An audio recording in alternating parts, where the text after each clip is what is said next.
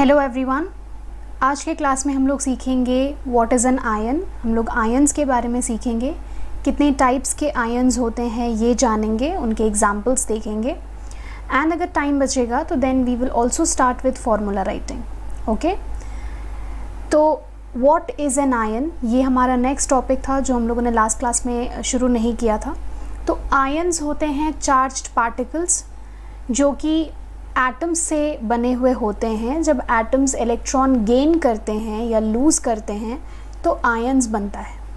ठीक है, तो अगर पूछा जाए व्हाट इज़ एन आयन तो हम इसका जवाब क्या लिख सकते हैं? हम लोग जवाब लिखेंगे that ion is a charged particle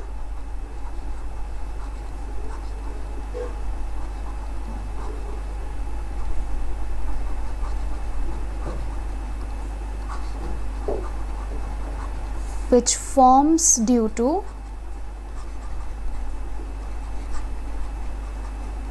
gain or loss of electrons by atoms।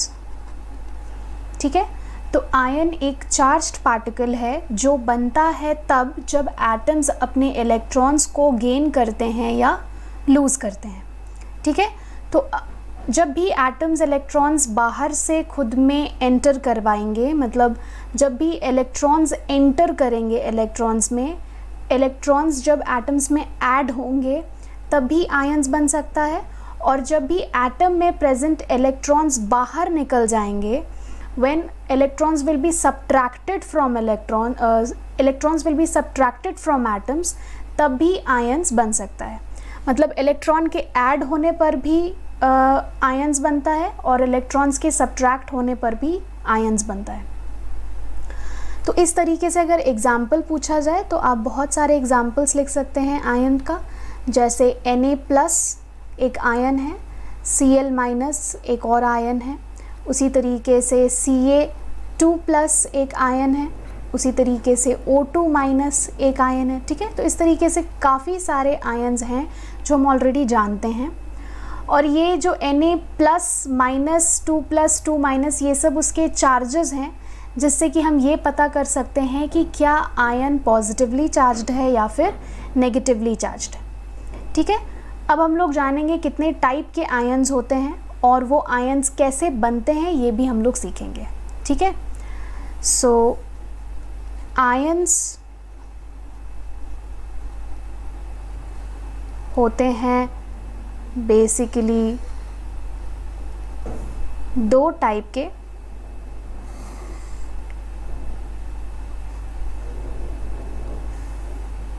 यहाँ पर हम उसे कैटेगराइज कर रहे हैं on the basis of charge और यहाँ पर on the basis of number of atoms present. Basis of charge पर आयन्स दो तरीके के हो सकते हैं।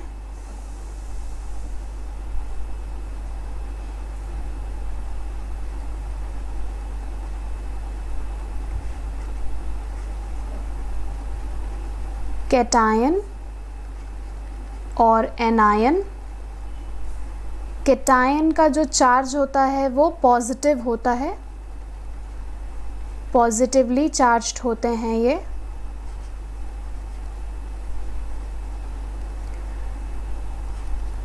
ठीक है, और एनायन का चार्ज नेगेटिव होता है, so it is negatively charged ion. All right, on the basis of number of atoms present, कितने एटम्स प्रेजेंट है आयन के अंदर, इस पर भी डिपेंड करता है कि आयन्स दो तरीके के होंगे। ठीक है, पहला होता है simple ion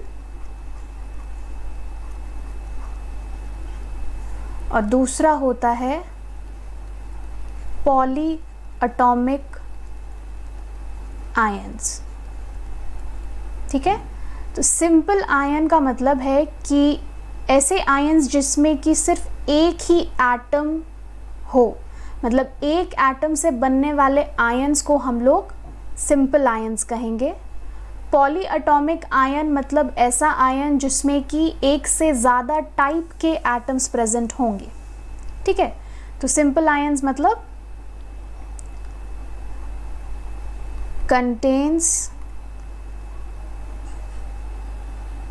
one atom, and यहाँ पर पॉली एटॉमिक आयंस में हम लिखेंगे contains more than one atom of different elements। ठीक है, अलग अलग एलिमेंट्स के एटम्स हो सकते हैं पॉली एटॉमिक आयन में। जैसा कि नाम है पॉली एटॉमिक, उससे ही आपको समझ लेना चाहिए कि उसका मतलब क्या निकलेगा। It is very easy to understand. जैसे कि यहाँ पर लिखा हुआ है पॉली एटॉमिक, पॉली का मतलब होता है, पॉली एटॉमिक में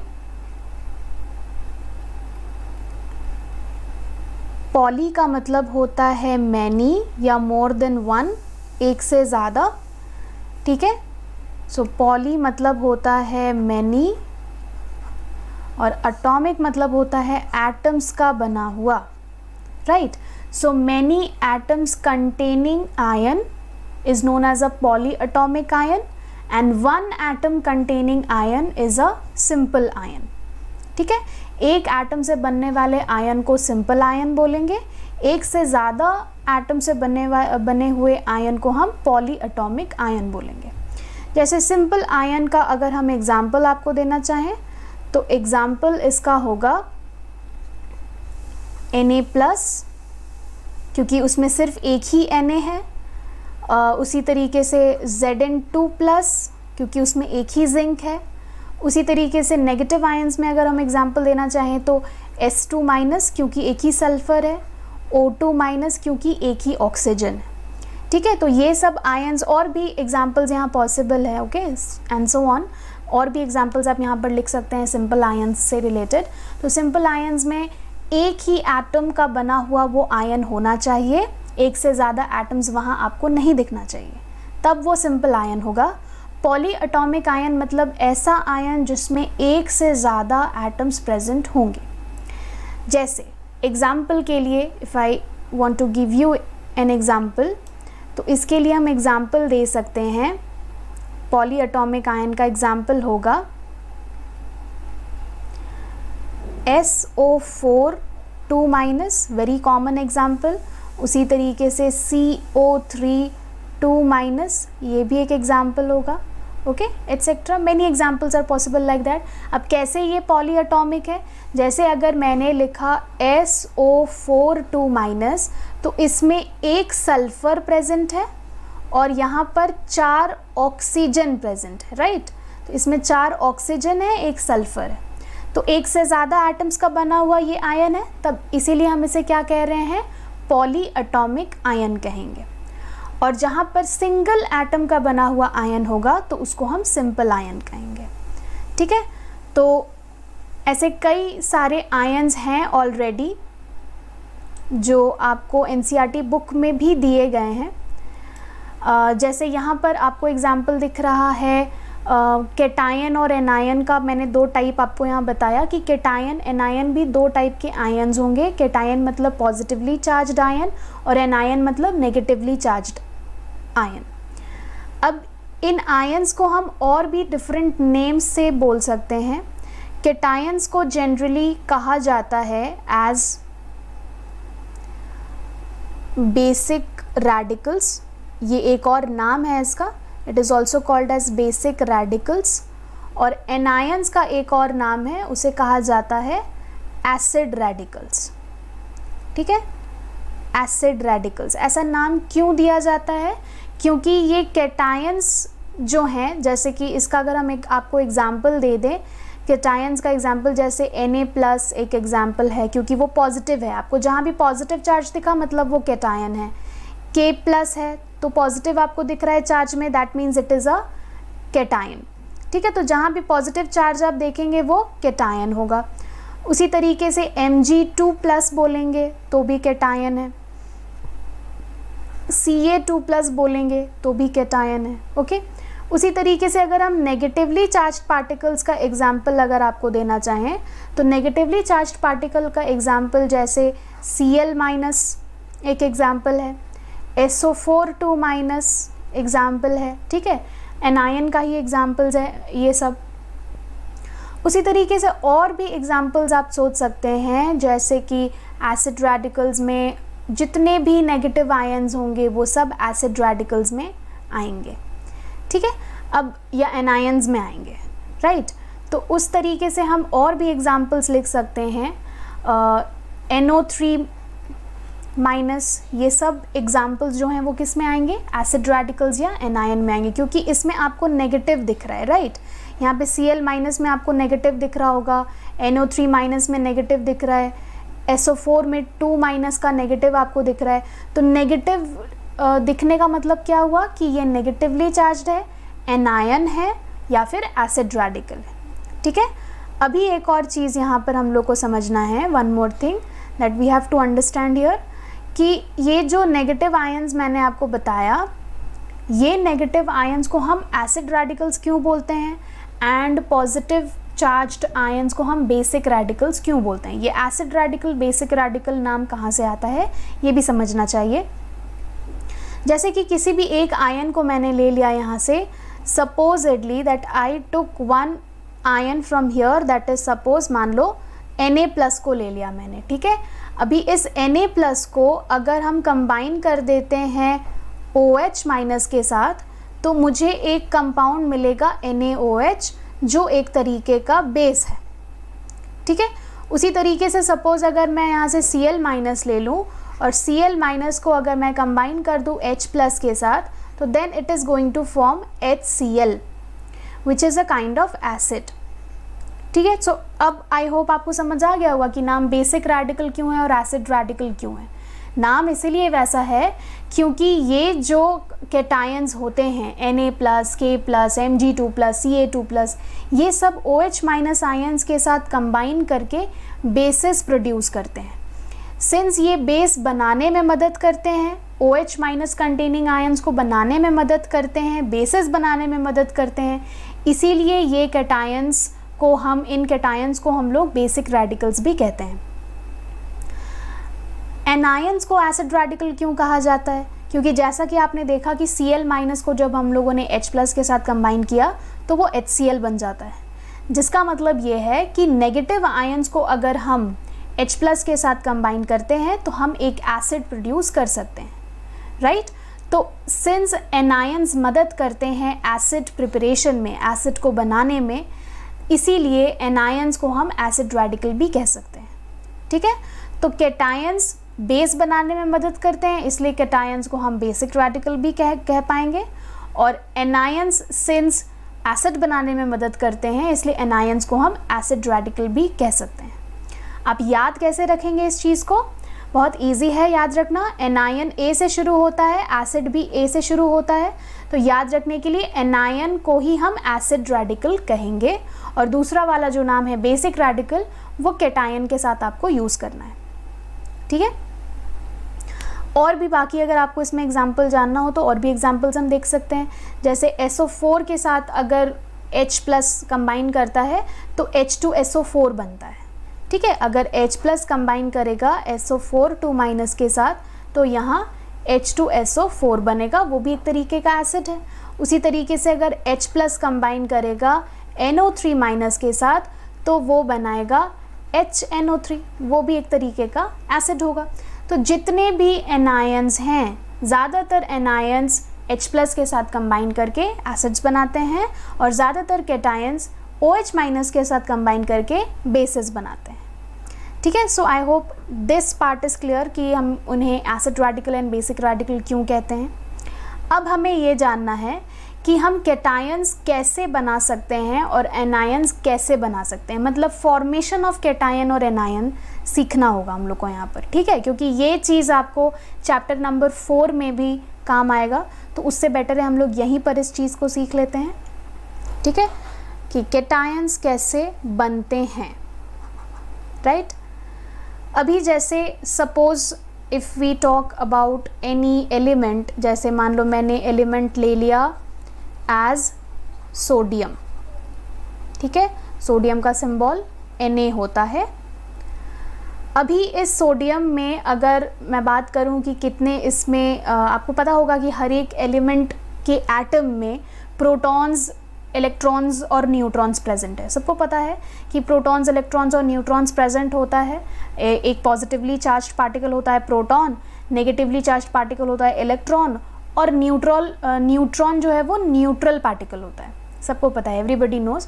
अब ये जो सोडियम एटम है ये एक मेटल है, राइट। सबको पता है कि sodium is a kind of metal, okay. अब यहाँ पर हम एक चीज़ लिखेंगे कि metals have the tendency to lose electron. Metals have the tendency to lose electron. Okay, वो इलेक्ट्रॉन्स लूज करना चाहते हैं, लूज करने का उनका टेंडेंसी होता है। किसका? मेटल्स का। तो जितने भी मेटल्स हैं वो ज़्यादातर अपना इलेक्ट्रॉन लूज करना चाहते हैं। And why do they want to lose electron? ये जो ऊपर वाला स्टेटमेंट लिखा, ऐसा क्यों? इसका रीज़न ये है that metals want to become stable, ठीक है। They can do so by losing electron, ठीक है। तो मेटल्स अपने आप को स्टेबल बनाना चाहते हैं। स्टेबल बनाने का मतलब है कि ऐसा स्टेट उस एलिमेंट का जिसमें कि उसे रिएक्शन करने की ज़रूरत नहीं पड़ेगी एंड वो अनस्टेबल नहीं होगा, पूरी तरीके से सेल्फ सफिशिएंट होगा खुद में, and it will not want to reconnect with any other element, it would not want to attach with any other element in order to exist alone. So इसीलिए metals हमेशा stable बनना चाहते हैं, हमेशा stability acquire करना चाहते हैं, इसीलिए इस काम को करने के लिए वो सिर्फ इलेक्ट्रॉन लूज करना ही प्रेफर करते हैं। इलेक्ट्रॉन लूज क्यों करना चाहते हैं ये रीज़न आप लोग को चैप्टर नंबर 4 में समझाया जाएगा। वहाँ हम लोग इलेक्ट्रॉनिक कॉन्फ़िगरेशन लिखना सीखेंगे। वहाँ पर ये चीज़ क्लियर होगा कि हम लोग मेटल्स को इलेक्ट्रॉन लूज़ करता हुआ ही क्यों देखते हैं, वो दूसरे तरीके क्यों नहीं यूज़ कर सकते हैं, वो गेन क्यों नहीं कर सकते हैं electrons. Okay, so is there any other way to become stable और नॉट, ये सारी चीज़ें हम लोग चैप्टर 4 में सीखेंगे। बट अभी के लिए आप ये चीज़ समझ लीजिए कि मेटल्स का टेंडेंसी क्या होता है, इलेक्ट्रॉन लूज करने का टेंडेंसी होता है। And eight the same time वो ऐसा क्यों करते हैं? क्योंकि उनको स्टेबल बनना होता है, ठीक है, खुद को स्टेबलाइज करना होता है। That is the reason that they want to lose electron. अब कितना इलेक्ट्रॉन लूज होगा ये डिपेंड करता है उस एलिमेंट के वैलेंसी पे, ठीक है। How many electron to be lost, ये डिपेंड करेगा वैलेंसी पे, ठीक है। अब ये वैलेंसी वर्ड आपने पढ़ा नहीं है अभी तक।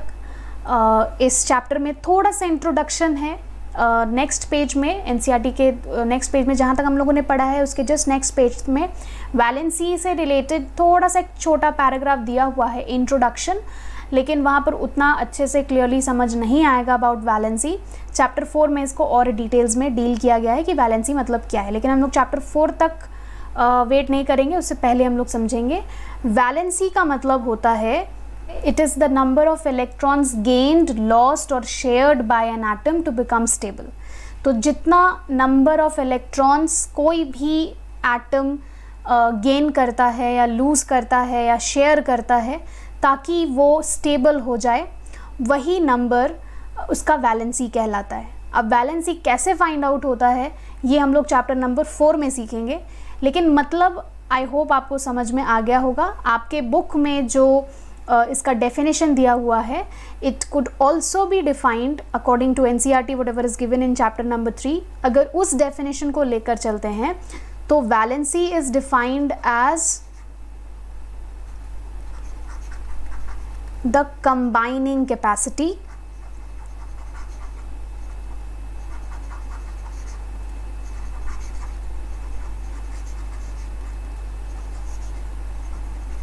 Of an element. ठीक है, वैलेंसी को माना गया है as the combining capacity of an element, जिसका मतलब होता है कि एलिमेंट किस हद तक किसी दूसरे एलिमेंट के साथ कंबाइन करना चाहता है, इसका पता हमें चलता है उसके वैलेंसी के वैल्यू से. ठीक है, तो valency gives the information about how much the element wants to combine with the other element. ठीक है, कि एलिमेंट दूसरे एलिमेंट के साथ कितना ज़्यादा कंबाइन करना चाहता है, उसका कंबाइन करने का कैपेसिटी कितना है, उसको दूसरे एलिमेंट के साथ कितना ज़्यादा हद तक रिएक्शन करना है, ये सब उसके वैलेंसी पर डिपेंड करता है. ये बात आपके NCERT में दी गई है, लेकिन मैंने आपको एक और डेफिनेशन यहाँ दिया है जो चैप्टर नंबर 4 में और अच्छे से आपको समझ आएगा, जिसमें मैंने आपको ये बताया कि वैलेंसी का मतलब होता है वो नंबर ऑफ इलेक्ट्रॉन्स जो कि कोई भी एलिमेंट का एटम गेन करता है या फिर लूज़ करता है या फिर किसी दूसरे एटम के साथ उतना ही नंबर ऑफ इलेक्ट्रॉन शेयर करता है ताकि वो स्टेबल बन सके. तो हम लोग बात कर रहे थे सोडियम एटम के बारे में. तो मैंने आपको बताया कि सोडियम एटम जो है वो एक मेटल है, जिसका मतलब है कि वो इलेक्ट्रॉन्स लूज़ करना चाहेगा. राइट, इलेक्ट्रॉन उसको लूज़ करना होगा तभी वो स्टेबल बन पाएगा. कितना इलेक्ट्रॉन लूज़ होगा वो उसके वैलेंसी पे डिपेंड करता है. ठीक है, सो मैं आपको यहाँ अलग से बता दूँ, क्योंकि अभी आपने वैलेंसी फाइंड आउट करना नहीं सीखा है, क्योंकि ये चैप्टर 4 में सीखना है, तो इसलिए हम आपको पहले से यहाँ बता देते हैं कि वैलेंसी ऑफ Na होता है 1. ठीक है, 1 वैलेंसी होती है सोडियम की, जिसके वजह से सोडियम मेटल हमेशा एक इलेक्ट्रॉन लूज़ करना चाहेगा और खुद को स्टेबल बनाना चाहेगा. ठीक है, तो अब देखते हैं कि अगर सोडियम मेटल एक इलेक्ट्रॉन लूज़ करता है तो वो क्या बनता है. ओके, तो सपोज़ मैंने सोडियम ले लिया, सोडियम Na लिखा है, मतलब ये एक मेटल का एटम है. राइट, अब इस मेटल एटम से मैंने एक इलेक्ट्रॉन हटा दिया, माइनस कर दिया, तो माइनस करने पर हमें मिल जाता है Na+1. Na+1 मिलता है. ओके, अभी ये किस में कन्वर्ट हो जाता है, ये अभी कैटायन में कन्वर्ट हो गया, जिसका मतलब ये पॉजिटिव आयन में कन्वर्ट हो जाता है इलेक्ट्रॉन लूज़ करने के बाद. अभी देखते हैं ये +1 कैसे आता है यहाँ पर. ठीक है, लेट अस अंडरस्टैंड कि यहाँ जो Na+1 मैंने लिखा है, हाउ डज दिस कम, ये डिस्कस करते हैं. अब सोडियम मेटल एटम में आपको अभी से नहीं पता है कि इसमें कितने प्रोटॉन्स हैं, कितने न्यूट्रॉन्स हैं, कितने इलेक्ट्रॉन्स हैं, बट मैं आपको यहाँ बता देती हूँ वैल्यूज़, क्योंकि मुझे यहाँ आपको समझाना है कि Na में +1 का जो चार्ज है वो कैसे आता है. ये भी आप सीखेंगे चैप्टर नंबर 4 में कि किस एलिमेंट में कितने इलेक्ट्रॉन्स होते हैं, कितने प्रोटॉन्स होते हैं, ये भी आपको सिखाया जाएगा चैप्टर नंबर 4 में. ठीक है, तो उससे पहले यहाँ सिंस चैप्टर 3 में ज़रूरत है तो हम आपको पहले से बता देते हैं. सोडियम में अगर प्रोटॉन का नंबर देखा जाए तो प्रोटॉन्स इसमें होते हैं 11. ओके, प्रोटॉन्स होते हैं पॉजिटिवली चार्ज्ड, प्रोटॉन का जो चार्ज होता है वो पॉजिटिव होता है. दैट मीन्स इसमें 11 पॉजिटिव चार्ज प्रेजेंट है सोडियम में. इलेक्ट्रॉन्स इसमें होते हैं 11 और इलेक्ट्रॉन भी होता है नेगेटिवली चार्ज्ड. जैसे प्रोटॉन पॉजिटिवली चार्ज होता है वैसे इलेक्ट्रॉन नेगेटिवली चार्ज्ड होता है. ओके, और न्यूट्रॉन न्यूट्रॉन इसमें होता है 12। न्यूट्रॉन का कोई चार्ज नहीं होता है, ज़ीरो चार्ज होता है, इसीलिए मैंने यहाँ 0 लिखा है। ठीक है, तो न्यूट्रॉन 12 होता है, इलेक्ट्रॉन 11 होता है, प्रोटॉन 11 होता है। ओके, अब इस प्रोटॉन को तो मैंने माइनस नहीं किया, प्रोटॉन कभी भी बाहर नहीं निकल रहा है, प्रोटॉन और न्यूट्रॉन तो मैंने माइनस नहीं किया, मैंने यहाँ पर क्या सब्ट्रैक्ट किया है, इलेक्ट्रॉन हटाया है। ई माइनस का मतलब क्या हुआ, इलेक्ट्रॉन हटाया है। देखिए, प्रोटॉन के लिए हम P प्लस का सिंबल यूज करते हैं, इलेक्ट्रॉन के लिए E माइनस का सिंबल यूज करते हैं, एंड न्यूट्रॉन के लिए N0 का इस्तेमाल करते हैं। यहाँ क्या लिखा है मैंने, N लिखा है और टू दी पावर 0 लिखा है, N0, ये न्यूट्रॉन के लिए यूज होता है सिंबल, शॉर्ट फॉर्म। तो यहाँ पर मैंने E माइनस लिखा है, जिसका मतलब क्या हुआ कि मैंने एक इलेक्ट्रॉन माइनस किया। एक इलेक्ट्रॉन माइनस करेंगे तो पहले 11 इलेक्ट्रॉन था, तो एक मैंने वहाँ से माइनस कर दिया, तो इधर कितना इलेक्ट्रॉन बचेगा, 10 इलेक्ट्रॉन बचेगा, राइट। और यहाँ पे कुछ माइनस नहीं किया है, तो 11 प्रोटॉन है, तो पहले भी 11 प्रोटॉन था, तो अभी भी कितना प्रोटॉन होगा, 11 प्रोटॉन होगा। यहाँ पर न्यूट्रॉन में भी मैंने कुछ माइनस नहीं किया, तो पहले भी 12 न्यूट्रॉन था, तो अभी भी कितना न्यूट्रॉन होगा, 12 न्यूट्रॉन होगा, राइट।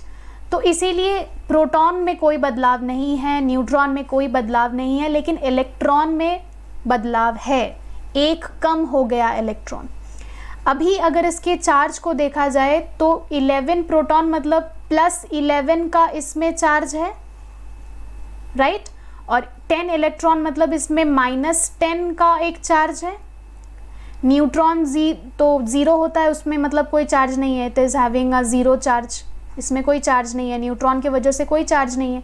लेकिन अगर हम इन दोनों को ऐड करेंगे तो दोनों के ऐड करने से हमको क्या वैल्यू मिलेगा, what value am I going to get, I am going to get plus 11 minus 10, that is going to give us a value of +1।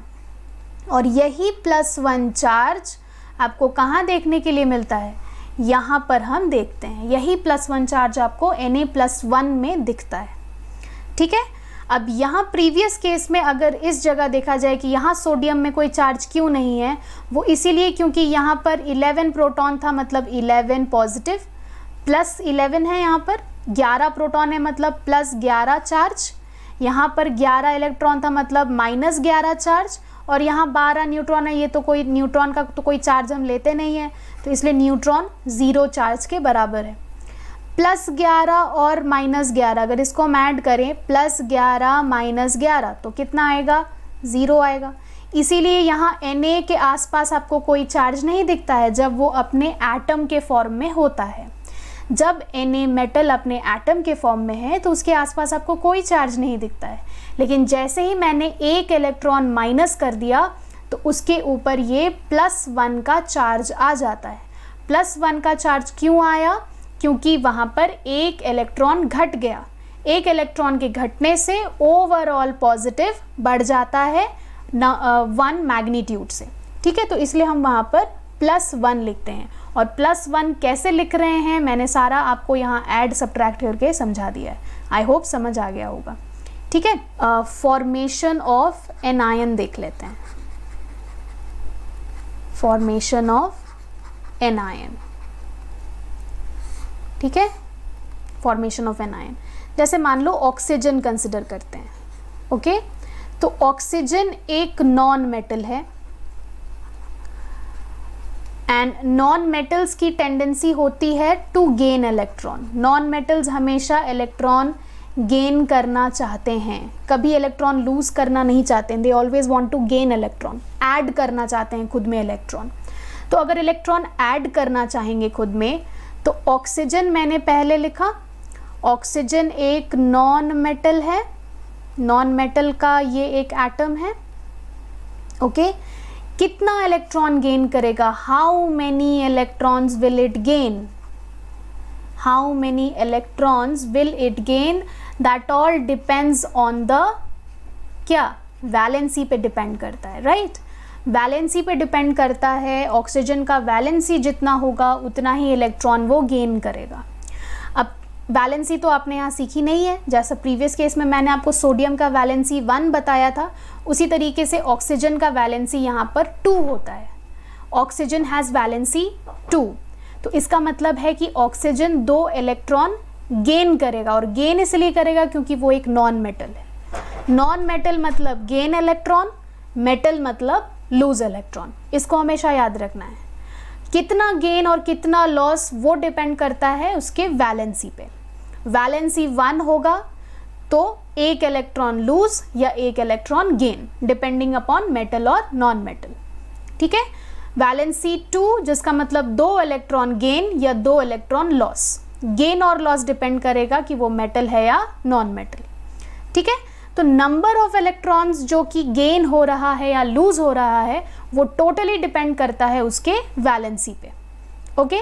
तो वैलेंसी यहाँ फाइंड आउट करने नहीं सीखा है हम लोगों ने, लेकिन कोई बात नहीं, चैप्टर 4 ज़्यादा दूर नहीं है, जैसे ही चैप्टर 4 पढ़ेंगे समझ आ जाएगा वैलेंसी कैसे फाइंड आउट करना है।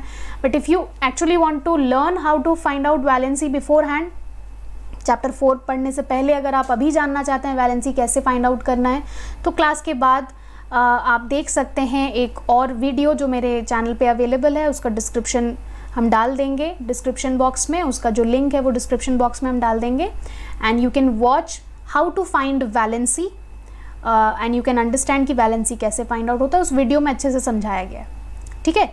सो वैलेंसी यहाँ पर ऑक्सीजन का 2 है, जिसका मतलब है कि वो 2 इलेक्ट्रॉन गेन करेगा। तो 2 इलेक्ट्रॉन गेन करेगा तो गेन का मतलब होता है ऐड करना, तो हम क्या करेंगे इसमें +2 इलेक्ट्रॉन लिख देंगे। +2 इलेक्ट्रॉन लिख देंगे तो यहाँ पर ये बना लेगा O2-, ये बनाएगा O2-, ओके।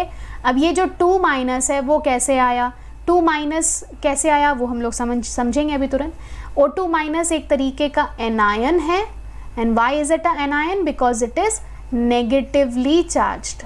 नेगेटिव है क्योंकि यहाँ आपको 2- दिख रहा है, राइट, 2- चार्ज दिख रहा है आपको यहाँ पर, इसलिए ये नेगेटिवली चार्ज्ड आयन है या नेगेटिव आयन है, ओके, राइट। अभी हम लोग इसमें देखते हैं कि इसमें प्रोटॉन्स, न्यूट्रॉन्स, इलेक्ट्रॉन्स कितने हैं। ऑक्सीजन के केस में अगर मैं बताऊं आपको कि प्रोटॉन्स इसमें इनिशियली कितना था, तो 8 प्रोटॉन्स होता है ऑक्सीजन में। इलेक्ट्रॉन्स भी ऑक्सीजन में 8 होता है, जितना प्रोटॉन होगा उतना ही इलेक्ट्रॉन होगा, अगर वो न्यूट्रल एटम है तो, क्योंकि पॉजिटिव और नेगेटिव हमेशा बराबर होता है एटम के अंदर।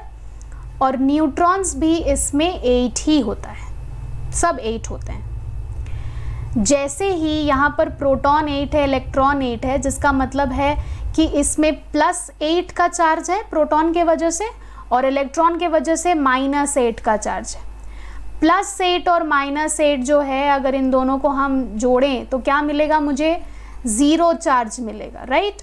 तो 0 चार्ज मिलने का मतलब ये हुआ कि इसके ऊपर आपको कोई चार्ज नहीं दिखेगा। ये जो ऑक्सीजन आप देख रहे हैं यहाँ पर, इसके आसपास आपको कोई चार्ज नहीं दिखेगा, मतलब कि ये न्यूट्रल है और इस पर कोई चार्ज नहीं है। इसमें पॉजिटिव और नेगेटिव चार्जेस दोनों बराबर है। न्यूट्रॉन के वजह से तो कोई चार्ज होता नहीं है, क्योंकि न्यूट्रॉन खुद ही न्यूट्रल है, उसका खुद का कोई चार्ज ही नहीं है, इसलिए वो चार्ज में कंट्रीब्यूट नहीं करता है। अभी मैंने यहाँ पर 2 इलेक्ट्रॉन माइनस किया है। अब इस 2 इलेक्ट्रॉन को हम इलेक्ट्रॉन से माइनस करें, मतलब ऐड किया है, सॉरी, यहाँ पर 2 इलेक्ट्रॉन हम लोगों ने ऐड किया है। तो यहाँ पर हम क्या करेंगे, 2 इलेक्ट्रॉन्स ऐड करेंगे। पहले 8 इलेक्ट्रॉन था, तो अभी कितना इलेक्ट्रॉन हो जाएगा, इलेक्ट्रॉन हो जाएगा 10। पहले 8 इलेक्ट्रॉन्स था, यहाँ पर आप देखिए नंबर ऑफ इलेक्ट्रॉन्स 8 है, अभी 2 इलेक्ट्रॉन उसमें और एक्स्ट्रा बाहर से ऐड कर दिया, तो कितना इलेक्ट्रॉन बन गया, 10 इलेक्ट्रॉन बन गया। लेकिन क्या प्रोटॉन में कुछ ऐड किया हम लोगों ने, नहीं। तो प्रोटॉन पहले भी 8 था, अभी भी प्रोटॉन कितना है, 8 ही है, राइट। प्रोटॉन पहले भी 8 था, अभी भी 8 है, लेकिन इलेक्ट्रॉन में हम लोगों ने ऐड किया है बाहर से इलेक्ट्रॉन, तो इसलिए इलेक्ट्रॉन 10 हो जाता है। न्यूट्रॉन में भी कुछ बाहर से ऐड नहीं हुआ, तो न्यूट्रॉन पहले भी 8 था, अभी भी 8 है, ओके। अभी अगर इन दोनों के चार्जेस को देखा जाए तो 8 प्रोटॉन के वजह से कितना पॉजिटिव चार्ज होगा, 8 पॉजिटिव चार्ज होगा। इलेक्ट्रॉन की वजह से कितना नेगेटिव चार्ज होगा, -10 नेगेटिव चार्ज होगा। 10 इलेक्ट्रॉन मतलब 10 नेगेटिव चार्ज। अब इन दोनों को अगर हम ऐड करेंगे तो क्या मिलेगा, +8 -10, अगर इसको हम ऐड करें तो क्या मिलेगा फाइनली -2। और यही -2 चार्ज आप यहाँ पर ऑक्सीजन के ऊपर लिखा हुआ देखते हैं, सुपरस्क्रिप्ट में लिखा हुआ होता है। ठीक है, तो कभी भी हम चार्जेस लिखते हैं, मान लीजिए ये आप अपने कॉपी में लिख रहे हैं, सपोज़ ये कॉपी की लाइन है इस तरीके से, ठीक है, ये कॉपी की लाइंस हैं और यहाँ पर आपको लिखना है एलिमेंट का आयन लिखना है, एलिमेंट जो आयन्स बना रहे हैं वो आपको लिखना है। जैसे मैंने Na+ लिखा, तो Na+ जब आप लिखते हैं तो Na आपने ऐसे लाइन में ऐसे सटा कर लिखा और प्लस आपको ऊपर लिखना है, ठीक है, प्लस आपको ऊपर लिखना है। और एक और बात कि Na+ लिखें या Na+1 लिखें, मतलब एक ही है। Na लिखें या Na+1 लिखें, मतलब एक ही। जैसे हम लोग मैथ्स में x लिखें या 1x लिखें, मतलब बराबर होता है। तो यहाँ पर भी वही है कि आप Na के साथ आप प्लस लिखें या फिर Na के साथ आप +1 लिखें, मतलब एक ही होता है। 1 लिखना या नहीं लिखना ज़रूरी नहीं है, लेकिन 2 अगर है, 3 है, 4 है, 5 है, तो वो आपको लिखना पड़ेगा in order to mention the charge. उसका मैग्नीट्यूड मेंशन करना पड़ता है। 1 के केस में वो चीज़ उतनी ज़रूरी नहीं है, क्योंकि 1 जो है वो आप लिखे ना लिखे समझ में आता है। अगर आपने सिर्फ प्लस लिखा है उसका मतलब है कि उसमें +1 चार्ज है। तो मैं यहाँ समझा रही थी कि आपको यहाँ पर अगर प्लस लिखा हुआ है तो आप उसको +1 मानकर काम कर सकते हैं। उसी तरीके से अगर ऑक्सीजन के लिए O2- लिखना होगा तो आप O2- इस तरीके से लिखेंगे, ऊपर O2- का जो 2- है आप ऊपर लिखेंगे सुपरस्क्रिप्ट में। बहुत कोई क्या करते हैं, इनिशियली जब सीखते हैं तो O2- का 2- इस तरीके से नीचे लिखते हैं, तो ये लिखना गलत है, ये लिखावट सही है। ठीक है, तो आपको सुपरस्क्रिप्ट में लिखना है, लाइन के साथ सटाकर नहीं लिखना है। जैसे हम लोग पावर लिखते हैं ना, x² लिखते हैं, y² लिखते हैं, x², y², तो हम ये जो स्क्वायर का ये जो 2 है हम लोग ऊपर लिखते हैं सुपरस्क्रिप्ट में। उसी तरीके से ये चार्जेस भी आपको सुपरस्क्रिप्ट में लिखना होगा। ठीक है, आप उसको सेम लाइन में सटाकर नहीं लिख सकते हैं, आपको उसको सुपरस्क्रिप्ट में लिखना है। So I hope you understand what is superscript and how to write that actually in your copy, तो वो आपको समझ आ गया होगा। ठीक है, तो इस तरीके से कैटायंस और एनायंस बनता है। आई होप इसमें कोई प्रॉब्लम नहीं है। एक आध और एग्जाम्पल डिस्कस कर लेते हैं सो दैट आपको और कोई डाउट ना रहे। ठीक है, जैसे अगर हम कैल्शियम का बात कर रहे हैं तो कैल्शियम एक मेटल है, तो वो इलेक्ट्रॉन क्या करना चाहेगा, लूज़ करना चाहेगा। कितना इलेक्ट्रॉन लूज़ करेगा, 2 इलेक्ट्रॉन लूज़ करेगा। 2 इलेक्ट्रॉन लूज़ करेगा तो यहाँ पर ये बनाएगा Ca2+। उसी तरीके से हम एल्यूमिनियम का बात करें, एल्यूमिनियम भी एक मेटल है, ये भी इलेक्ट्रॉन लूज़ करना चाहेगा और कितना इलेक्ट्रॉन लूज़ करेगा, 3 इलेक्ट्रॉन लूज़ करेगा। तो चार्ज कितना आएगा, Al3+। अब जितना ये लूज़ करता है, ये नंबर 3 है तो यहाँ ऊपर भी नंबर 3 है, यहाँ पर 2 नंबर है तो इधर भी नंबर 2 है। जितना लूज़ कर रहा है वही चार्ज आएगा। ये एक तरीका है इसको याद रखने का कि जितना आपने माइनस किया उतना ही चार्ज आपको वहाँ पर दिखेगा। ठीक है, जैसे 2 इलेक्ट्रॉन माइनस हो रहा है तो 2+ चार्ज आ रहा है, 3 इलेक्ट्रॉन माइनस हो रहा है तो 3+ चार्ज आ रहा है। जितना आपने माइनस किया इलेक्ट्रॉन उतना ही पॉजिटिव में चार्ज आपको दिखेगा। वही नंबर आपको चार्ज में भी लिखना है। ओके, और ये number definitely you know it कि ये सब हमें वैलेंसी से मिलता है। ये 2 इलेक्ट्रॉन, ये 3 इलेक्ट्रॉन, ये सब हम लोगों को किससे मिलता है, वैलेंसी से पता चलता है। तो वैलेंसी जब निकालना सीखेंगे तो कोई दिक्कत नहीं होगी। ठीक है, इसके बाद अगर नेगेटिव आयंस के बारे में बात करें, जैसे नाइट्रोजन। नाइट्रोजन एक नॉन मेटल है। नॉन मेटल जनरली क्या करता है, इलेक्ट्रॉन गेन करता है, ऐड करता है। कितना इलेक्ट्रॉन गेन करेगा, 3 इलेक्ट्रॉन गेन करेगा। 3 इलेक्ट्रॉन गेन करेगा तो क्या बनाएगा, N3-। उसी तरीके से एक और एग्जाम्पल ले लेते हैं, जैसे कि सल्फ़र। सल्फ़र भी एक नॉन मेटल है, तो सल्फ़र अगर एक नॉन मेटल है तो क्या करेगा, इलेक्ट्रॉन गेन करेगा। इलेक्ट्रॉन अगर गेन करेगा तो कितना इलेक्ट्रॉन गेन करेगा, 2 इलेक्ट्रॉन गेन करेगा। 2 इलेक्ट्रॉन गेन करेगा तो क्या बनाएगा, S2-। उसी तरीके से Cl क्लोरीन ले लेते हैं। क्लोरीन भी एक नॉन मेटल है, वो भी क्या करेगा, इलेक्ट्रॉन गेन करेगा। कितना इलेक्ट्रॉन गेन करेगा, 1 इलेक्ट्रॉन गेन करेगा। तो क्या बनाएगा, Cl-। आप चाहें तो इसको Cl-1 भी लिख सकते हैं, कोई प्रॉब्लम नहीं, ठीक है। अब ये जो 3 आया कहाँ से आया, जितना इलेक्ट्रॉन गेन कर रहा है उससे आया, ये 3 ही मैंने यहाँ पर लिखा है। ये 2 किधर से आया, ये 2 भी इधर ही से आया है। ये 1 या सिंपली माइनस मैंने कहाँ से लिखा है, ये इस 1 से लिखा है। और ये 3, 2 और 1 ये नंबर्स कहाँ से आते हैं, ये नंबर्स वैलेंसी से आते हैं, उस पर्टिकुलर एलिमेंट के वैलेंसी से आते हैं। सो आई होप समझ आ गया होगा कि जब भी हम आयन लिखते हैं, चाहे वो कैटायन लिख रहे हो या एनायन लिख रहे हो, वो हमेशा कैसे लिखा जाता है, इलेक्ट्रॉन लॉस या इलेक्ट्रॉन गेन में जितने इलेक्ट्रॉन लूज हो रहे हैं, गेन हो रहे हैं, उसके नंबर से लिखा जाता है, और वो हमें उसके वैलेंसी से पता चलता है। हमेशा कैटायन कौन बनाता है, एक मेटल बनाता है। हमेशा एनायन कौन बनाता है, एक नॉन मेटल बनाता है। तो अब इसके बेसिस पर अगर आपको पूछा जाता है डिफाइन कैटायन, डिफाइन एनायन, तो आप डेफिनेशन क्या लिख सकते हैं। तो हम लोग अब डेफिनेशन सीखेंगे कि what definition should we write. अगर हम लोगों से पूछा जाता है कि डिफाइन कैटायन या डिफाइन एनायन, तो हम क्या डेफिनेशन लिख सकते हैं, ठीक है। ओके, तो आप यहाँ पर देख सकते हैं, आपको डेफिनेशन दिख रहा होगा। तो cations are positively charged ions and they are formed by metal atoms due to loss of electrons।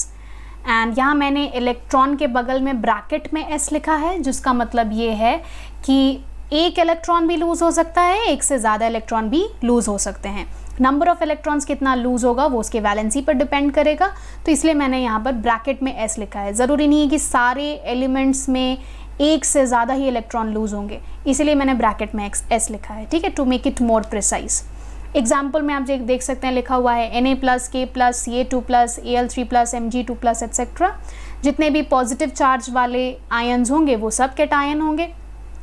And positively charged ions कैसे बनते हैं, जब एक मेटल आटम अपना इलेक्ट्रॉन्स लूज करता है तब, ठीक है। एनायन का डेफिनेशन भी उसी तरीके से है कि एक नेगेटिवली चार्ज्ड आयन वो तब बनता है जब एक नॉन मेटल का एटम इलेक्ट्रॉन्स बाहर से गेन करता है। कितना इलेक्ट्रॉन गेन करेगा वो उसके वैलेंसी पे डिपेंड करेगा। और यहाँ पर भी मैंने इलेक्ट्रॉन के बगल में ब्रैकेट में s लिखा है, जैसे कि आप यहाँ पर देख सकते हैं कि मैंने यहाँ ब्रैकेट में s लिखा है, जिसका मतलब है कि एक इलेक्ट्रॉन भी गेन हो सकता है, एक से ज़्यादा इलेक्ट्रॉन्स भी गेन हो सकते हैं। एग्जाम्पल्स में Cl-, F-, O2-, S2-, N3- and so on, ये सारे नेगेटिवली चार्ज्ड आयंस है, इसलिए इसको एनायन के कैटेगरी में रखा गया है, ठीक है। सो मेटल एटम से कैटायन बनता है, नॉन मेटल एटम से एनायन बनता है। इस डेफिनेशन को शॉर्ट में हम कैसे याद रख सकते हैं, अगर इसको शॉर्टकट में लिखना चाहे तो हम कैसे लिखेंगे, याद करने के लिए बहुत इजी है। Metal atom minus electron gives cation. ये पहला फर्स्ट डेफिनेशन याद रखने के लिए। दूसरे के लिए नॉन मेटल एटम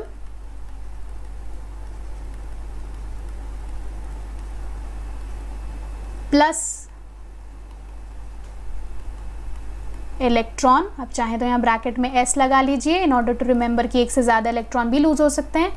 यहाँ क्या मिलेगा, एनायन। कैटायन क्या है, पॉजिटिव, एनायन क्या है, नेगेटिव, ठीक है।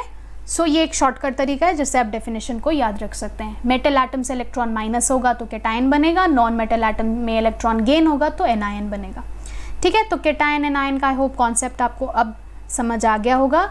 अब हम लोग देखते हैं next part of the chapter, जो कि हम लोग next part of the types of ions, जिसमें हमें सिंपल आयन और पॉलीएटॉमिक आयन समझाया गया था। तो जब भी हम लोग सिंपल आयन कहते हैं तो सिंपल आयन में एक ही एटम वाला आयन होता है। जैसे अगर मैं आपको बोलूं Na+, तो Na+ एक एटम में एक ही Na दिख रहा है, 1 सोडियम एटम से बना हुआ है, ये 1 सोडियम एटम का बना हुआ ये आयन है, राइट। लेकिन अगर यहाँ पर आपको दे दिया जाता है NH4+, ये दे दिया जाता है, तो इसमें 1 नाइट्रोजन है, एक आपको नाइट्रोजन दिख रहा है, और इसमें 4 आपको हाइड्रोजन भी दिख रहा होगा, ठीक है। 4 इसमें हाइड्रोजन भी दिख रहा है, 1 नाइट्रोजन दिख रहा है। इसका मतलब है कि ये 2 अलग अलग एलिमेंट के एटम से बना हुआ एक आयन है। तो ऐसा आयन जिसमें एक से ज़्यादा एलिमेंट के एटम्स ग्रुप बनाकर एक आयन बनाते हैं, वैसे आयन्स को हम क्या कहते हैं? पॉली एटॉमिक आयन कहते हैं। ठीक है, तो पॉली एटॉमिक आयन का ये भी एक एग्जाम्पल है NH4+, इसको हम अमोनियम आयन कहते हैं। राइट, इससे पहले मैंने और भी एग्जाम्पल दिया था, जैसे SO4 CO3 उसी तरीके से आपके और भी एग्जाम्पल है NO3। इन सब में एक से ज़्यादा आपको आयन्स दिखता है। ओके, अब हम लोग चलिए देखते हैं कि NCERT में आपको और क्या चीज़ें बताई गई हैं। ठीक है, अभी फॉर्मूला राइटिंग सीखने से पहले I would want you all to memorize this table. This table 3.6 names and symbols of some ions, this is very very important। बहुत ज़्यादा ज़रूरी है कि आप ये जो टेबल है, this table, this is very very important and you will have to memorize this। आप मेमोराइज़ करें इसको, बहुत ज़्यादा ज़रूरी है। और इसको मेमोराइज़ करने के लिए मैंने कुछ ट्रिक्स ऑलरेडी एक वीडियो में बनाकर डाली हुई हैं, तो वो मैंने क्लास 10 के लिए बनाया था वो वीडियो, तो आप चाहें तो उसको दोबारा देख सकते हैं if you want to understand कि इसको सिंपलेस्ट वे में हम कैसे याद रख सकते हैं। तो उसके लिए आप वो वीडियो देखिएगा, वो डिस्क्रिप्शन बॉक्स में मैंने लिंक डाला हुआ है, वहाँ से देख लीजिएगा। तो इसको याद क्यों करना है? क्योंकि ये याद आपको इसलिए करना होगा क्योंकि इसको यूज़ करके हमको फर्दर आगे फॉर्मूला लिखना सीखना है। ठीक है, तो जैसे अगर मैंने आपको बोला कोई भी आयन का नाम, तो आपको उसका चार्ज और उसका सिंबल सारा कुछ याद होना चाहिए। जैसे मैंने अभी बोला नाइट्राइड, इफ़ आई से द वर्ड नाइट्राइड, तो नाइट्राइड इज़ N3-, तो यहाँ पर नाइट्राइड दिया हुआ है N3-, तो जैसे ही नाइट्राइड बोलेंगे आपके दिमाग में ये आना चाहिए N3-, मतलब अल्फ़ाबेट तो आना ही चाहिए, साथ में ये जो नंबर है ये आना चाहिए। N3- है, 2- है, 1- है, प्लस है, माइनस है, क्या नहीं है, सिंबल क्या है, ये सारा कुछ आपको याद रहना चाहिए। नेक्स्ट क्लास तक इस टेबल को याद कर लीजिएगा। इस टेबल को याद करने के बाद ही आप फॉर्मूलाज लिख पाएंगे। ठीक है, so next week we will be starting with formula writing and I hope आज का क्लास आपको समझ आया होगा। Thank you for attending today's class. We will be meeting next week at the same time. Okay, thank you.